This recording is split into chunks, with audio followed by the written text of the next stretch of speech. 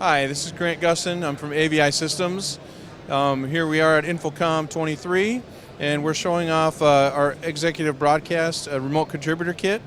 And the main thing about our kits is we try to make the complex simple and elevate the level of production quality for, let's say, a C-level executive who wants to have a better presentation in like a Zoom or Teams call.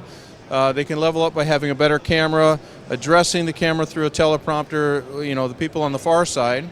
And then we kind of level up the production value by adding in transitions and very simple control to create more of a broadcast-like program rather than, sorry, I just screwed that up.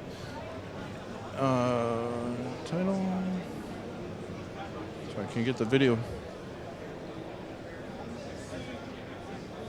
So we could do a lot of complex, typical broadcast things, but make it very simple for them to do. So it could be self-service, pop-in studios, get them started. But then generally they'll want the full-blown studios or little pop-in studios for everybody to kind of level up their presentation.